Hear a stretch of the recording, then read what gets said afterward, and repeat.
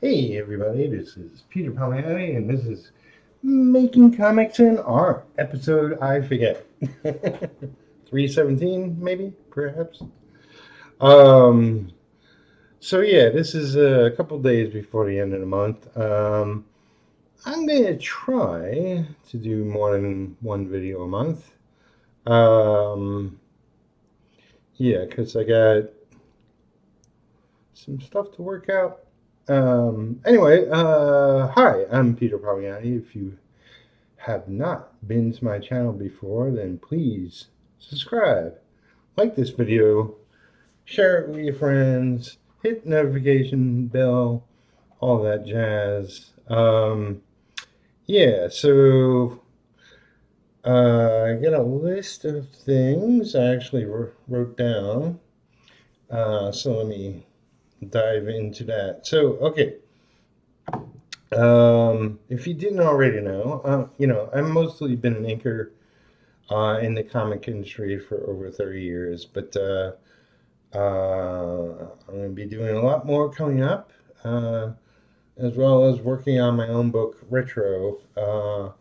But right now, so I'm making a mini-series, 5-issue series called Designated.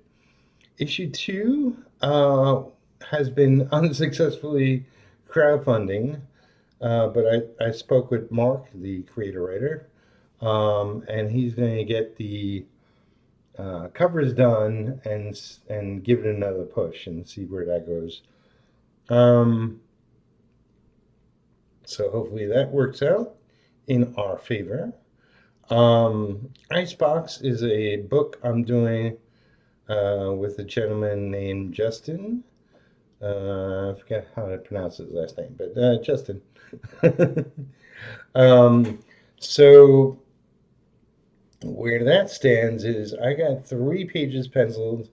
I'm the artist on it, and I'm going to dive into the story and rework it because I think it can be a little better, and I also want to.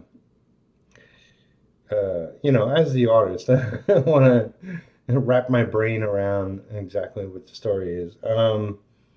One of the things that was tripping me up is Justin wanted, because we're co-creating, co-writing, he wanted to make the bar into sort of a ice cave, which was a cool idea, but also at the same time, um, we want the bar slash club to have a lot of scantily clad people. And So we're just going to make the bar area into a sort of fake ice area. So it was, it would be cool in the club, but not cold, not freezing. So yeah, as soon as I'm able, I'm going to start diving into the story and the pencils on that again. Compostar, who I'm doing with Tribe Comics, um, Scott has been sweating balls over working on the website, and I actually have to go over there and check it out. I think it's nearly finished, um, and I'm going to be doing the thumbnails. I did 5, 6 pages of thumbnails. It's going to be 22-page book story wise. And so I got to jump back onto doing the thumbnails for that. I do have the pencils for the first page, but I told her I want to ink it in chunks so that the consistency of our work is better. Because we did a book called The Missing Half, and it's a little all over the place consistently wise, but once it's colored and lettered, you won't be able to tell. But it's just me being an artist and me wanting the best out of it all. Then there's Smokes the Fox. I inked 4 of 5 pages. I actually probably got a third of the fifth page I inked. Now, also, that's also Justin I'm working with there, but a different Justin, Justin Belmont. And I thought he was going to crowdfund with just the first 5 pages, but he wants to get 3/4 of the book done. And I sent Lee Oates is the penciler in that. I sent Lee a message, and eventually I'll get more penciled pages from him. I'm actually inking on the pencils, which is unique nowadays. Um, so that's progressing. Then there's a creator called Rex, um, who I was going to ink a wraparound cover for his creation Devil Flyer. Um, well, supposedly, as the word goes, that the penciler, because I already got the wraparound cover of pencils, but the penciler supposedly not a good guy. I'm not going to say how, but I was like, well, this is your book. You know, if you're not going to work with this artist, then I'm not going to touch this cover. Just get somebody else to pencil a wraparound cover or whatever you choose, and get back to me. so yeah, so I'm not doing that. There was the whole thing with the KFAB and the downfall of one of the guys. I'm really wary about labeling people, especially if I don't know a lot about the situation. But, if he doesn't, if that publisher creator doesn't want to work with that artist, then I'm not going to work with him. So a couple of things. Let's see. Yeah, okay. So I've had my internet bill became um, so big. This past month I haven't made a hell of a lot of money, and money's been tight. Um, I decided to cancel my internet. I actually tried a new internet provider that was satellite, but that didn't work out because they wanted to put the satellite on the roof, and my landlord's against that, so that didn't work out. Um,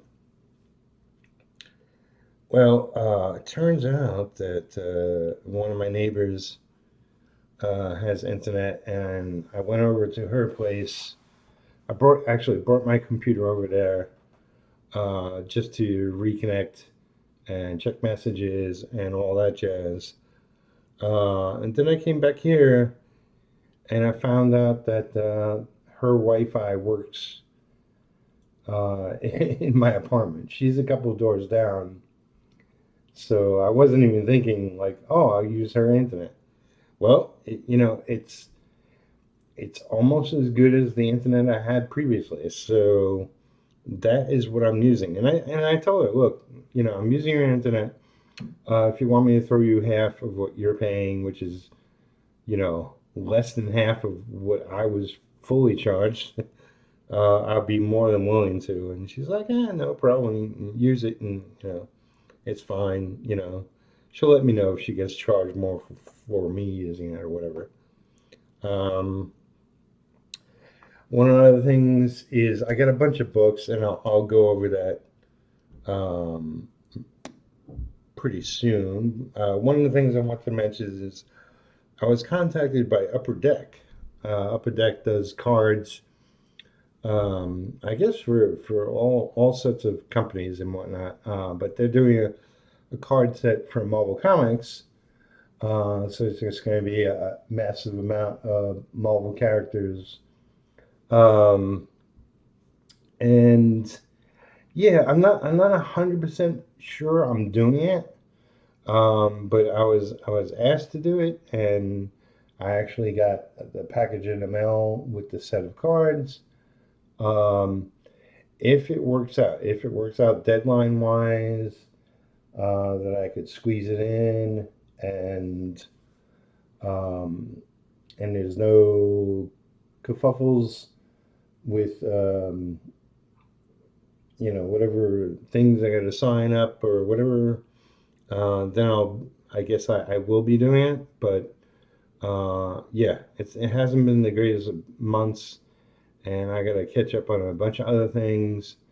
And the thing with doing the cards is like it's a lot of work, and you're paid later, like a couple months later. So I got to keep that in mind too. So 50-50 shot that I'll be doing it. We'll see. That will be black and white work that I'll do watercolor on. So it'll be fully colored work, which is something I don't normally do. The only other thing I want to mention besides these books um, is I saw Godzilla -1 last night, and man, that's such a great Godzilla movie. Is it the best? It's damn close. You know, I, there's the sort of Godzilla or King Kong. Is it Universal? I forget who's doing it, but uh, sort of built the universe with King Kong and Godzilla together. Those are really good. I didn't love the one with both of them in it. It's a little too colorful, and the technology was super advanced. It just seemed to come out of, I don't know, out of the woodwork. Monarch is the company behind, I don't know, them doing whatever they're doing with King Kong and Godzilla, blah blah blah. And then it was a whole center of the earth story. And there's the new one I haven't seen yet. But I thought Godzilla -1, even though it's more about people and their story, Godzilla is in it and serves a purpose, and it's all the greatness of him crashing through cities and whatnot. I thought it was pretty excellent. I really, really, really loved it, and I definitely watch it again. Um, so, as some of you might know or remember, my birthday was last month. It was April 9th. 61 now. Oh boy. Um, and I got a bunch of books that were gifts. One of them is, I've read Bone, um, like a couple of random issues of Bone. Uh, Here's my focus going in and out. Okay, hold on a second. Hold on a second. I thought I changed my settings. I did. Yeah, how to change my. It's one of those things. Bone is like something like I know Jeff Smith. I know his work and I appreciate his work. Um, but I just haven't as yet sat down and read Bone. Um, and it's kind of like Cerebus. Cerebus is a independent creator's creation. Um, that's something I really truly appreciate. Like I read a bunch of the first issues early on, but I was like, at some point I'm just going to sit down and read the whole thing. Um, So Bone and Cerberus are sort of the same camp. Well, Thawne is before there was, the official Bone series. Thawne was a strip that he did it in a sort of college newspaper. Um, so this is like pre-Bone, very raw, not drawn as nicely. He was working out the kinks. Um, and this is Cartoon Books, which is Jeff Smith's company, is going to do a series of these this format, kind of their works, different works. And yeah, I read a bunch of this already. So I'm up to 136, and this goes all the way up to, goes beyond, but like 250. And then there's stuff in the back. It's really cool. I've been really enjoying it. It's more not a really epic one story. It's more strip based happenings and just for laughs and whatnot. And even Jeff Smith himself is in the strip. It's really cool, and this is something I will cherish. This is something I'll read from cover to cover and definitely keep on my shelf. I guess we'll do this one next. So, Of Bitter Souls is the omnibus of a Chuck Slattery, Norm Breyfogle creation. And Norm's no longer with us, but many people might know him from Batman. Let me see. Let me open this. So there's a slipcase cover, and then this is the hardcover with a Tim Seeley cover. I actually like this. I wish the art in the interior was more this style. This is pretty cool, and this is like glossed the sunglasses of all the characters, and then the hand at the bottom. See, I don't know if you could tell it's shiny, but let's see. So Norman Breyfogle, he's a competent artist. I mean, lots of people love him. I think he's okay. Stylistically wise, I don't love his work, but he's definitely. I think he's known for like meeting his deadlines, and he's got that sort of style that definitely gets him there. It's not a hit on his artistic ability, like Frank Miller, when Frank Miller was doing Daredevil, and you could tell when he started really getting into his monthly style. Like it's a machine, and you can't always do the fanciest of work on every panel, every character on the page, and blah blah blah. You sort of have to find a shorthand. I really loved what Frank Miller and Klaus Janson were doing on Daredevil. This is okay. It looks okay. I'm going to read an issue of this, and if I like the story, it's sort of like Angels and Demons and kind of Tale, Bitter Souls. I'll read an issue. If I like the issue, then I'll read more of the hardcover. If not, then this will go in my stack of books to sell or give away. But it has a lot of behind the scenes stuff as well, and that's always cool. Love seeing the pencils of artists' work. So I might not keep it, but I definitely appreciate it as a gift. Then this is the Eternals. This doesn't really have just some lettering on the hardcover cover. So if there, I don't know why, but if there was a Jack Kirby creation that I wanted to read and check out, it was the Eternals. I don't know why. I definitely always love the look of this character. And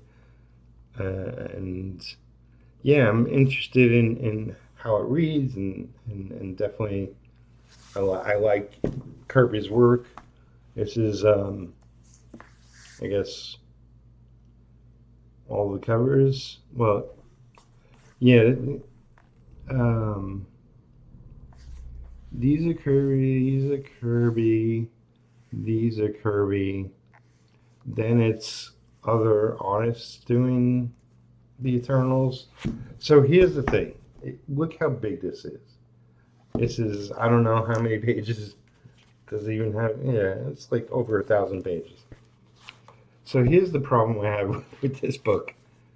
You know, like this is issue whatever it is, issue 12. I think it goes up to 16 that Jack Kirby and Mike Royer worked together and started the creation of the Eternals. Everything after, which is here, so yeah, this is a what if story. Let's see if I can. Yeah, it's different writers.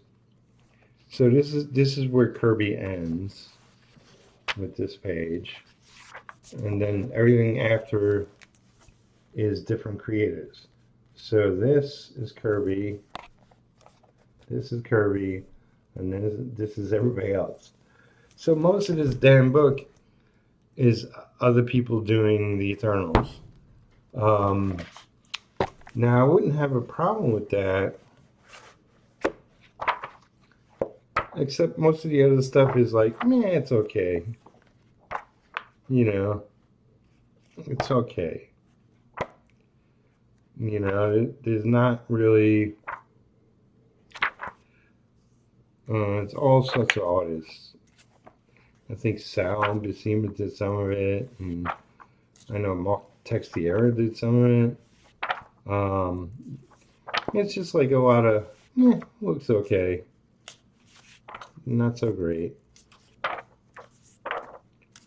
You know, I'm definitely going to read the Kirby stuff.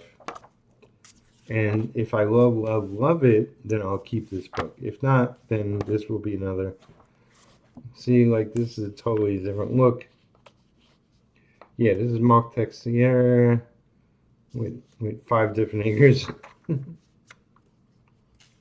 And I love Texas stuff, but, you know, he needs a good anchor.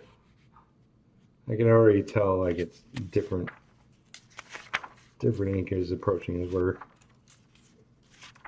I always thought I was suited for Texas stuff, but I never, other than filling blacks on Ghost Rider back in the day, over text, I never actually officially inked them. But yeah, it's just a bunch of different artists. Hey, look at this. This is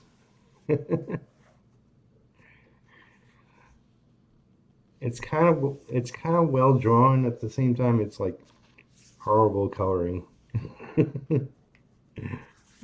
That's also an issue with me. It's like, look at that. You know, a bad drawing with bad coloring makes it look so much worse.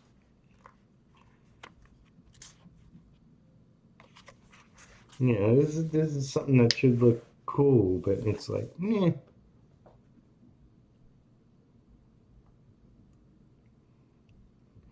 Kind of don't like when colorists just like smudge white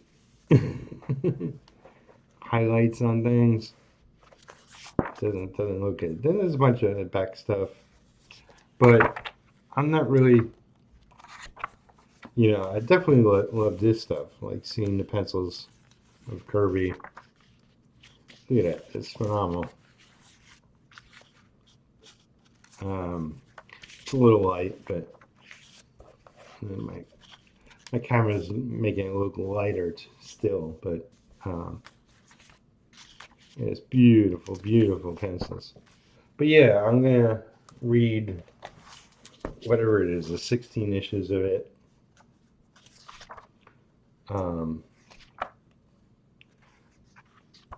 Look at that, it's crazy. Yeah, and see where that takes me, if I want to keep it or not. Because it's mostly not Kirby. It's mostly not. Big ass book. This is 125 bucks. Ugh. It's heavy as hell. Ugh.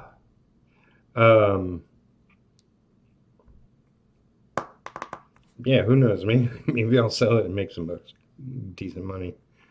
But yeah, I'll at least read that, and I think we'll see. But I think the best of the batch is Wallace Pacheco and Brian Haviland, their creation Stone as an omnibus. I'm not sure who did this cover. I'm not sure it says inside, but it's kind of a beautiful cover. But it's not Wallace, or however you pronounce his name. The hardcover is just the lettering. I read an issue of Stone, I think the first one when it came out. Do you see, like, there's a bunch of different artists and inkers. I think he did the initial, like, there's whatever it is. There's 4 issues. That was the initial miniseries. Then there's a 3-issue miniseries. I think the 3-issue miniseries is the one with different artists. I'm not sure, but I did want to read this. And then there's a little book, some sketches. I think Wallace is like, however you pronounce his name, was really of the image guys, really the best artist of the batch. But his stuff gets really weird, like, especially his faces. You know, I think him penciling something with a good ink, like, look at that, it's really goofy. Which I mean, you want to make characters distinctive and different, but who am I to talk? I'm not a penciler, not yet. But man, he does fantastic hair. And he tends towards the dark. Tends to go in with a lot of shadow, which, takes a little bit away from being able to see what I'm looking at, sometimes. But he's definitely a good, really good artist. Like his work, and I always want to read this, and some of his character designs. It's pretty much just in city designs. But yeah, I want to read the first miniseries at least, and his villains are weird. And if I like that, I'll read the second miniseries. Some different artistic covers.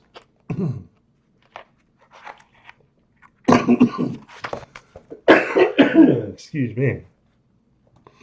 So this is, you open up an issue of the miniseries, and this is what it is, what it looks like. It's like, I can't read that. I mean, it actually looks easier to read on the cover, on the video. Um, yeah, I always have a problem with lettering over a textured background. If it's not, if you can't read it, you can't. It's not enjoyable, or you got to work hard to figure out what it says. Then that's a mistake. I'm like I'm against lettering that's over any sort of coloring. This happens to be a pale yellow. That's okay. You know, people start doing lettering where the letters are different colors, and you know, it's white letters in a black bubble, and like really doing different stuff like this. Like this is a little harder to read, and if it becomes a pain in the ass to read, um, then that's a problem. Oh, by the way, let me talk about that.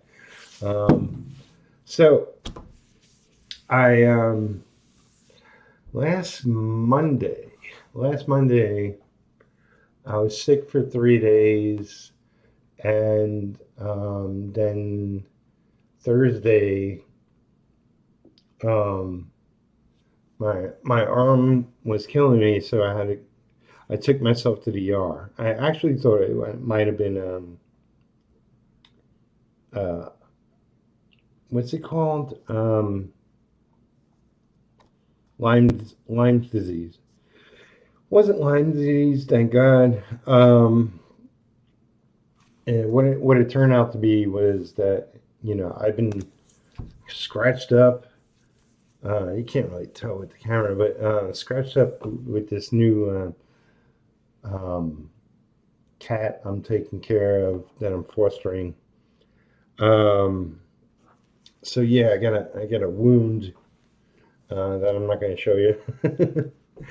um, but yeah, it just turned out to be cat scratch fever, otherwise known as cat scratch disease. And they gave me different medications to take, and I'm going to go see my doctor tomorrow. Right now, it's bearable. They told me to put this wrap on it. It's actually this is one of three wraps they gave me because the girl who did it, I guess it's 2 days ago. She did it from essentially my thumb to just past my elbow with three wraps. It it was way too tight, and I couldn't sleep with it on. And when I took it off, my fingers were all bloated, and I could barely close my fist. So I'm just doing the one. They said essentially wear this until I see my doctor and let him prescribe what's next. But it feels much better now. I still feel like if I raise my arm too high and sort of stretch my arm, because it's a wound, it's got to really clear up. Um, but if I touch it, it's sensitive, and there's going to be some stuff that's got to be drained, maybe perhaps. We'll see. Wounds get disgusting, and but also it's serious at the same time. So I got to take care of it. I mean, honestly, you know, as far as me going to the hospital, this is the second time in my life that I've been to one.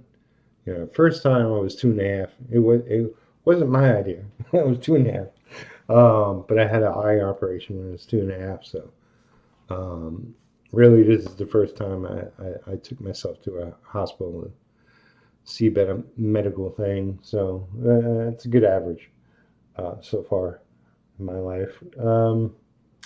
Yeah. So thank you for watching. For checking in with me, and you know seeing what I'm up to, and keeping track of all the projects. Once things start getting going smoother, I won't be working on as much. You know, I'm trying to work on these other projects as a way to not only take care of my bills every month, but also potentially put money towards retro, which I'll need to fulfillment um, to finish the project and do fulfillment. Um, it hasn't been going well. It's just, you know, it was smooth for a couple months and then everything sort of slowed down and screwed me up. And uh, everything new I tried wasn't making life easier. And, you know, such as freelance. Anyway, things are okay at the moment, and we'll see how this, you know, week goes and so forth. Like I said, I'm going to try to do more videos. So I'll keep tabs much better going forward, hopefully, and we'll see. If you got any questions, comment down below. If you got any thoughts, comment down below.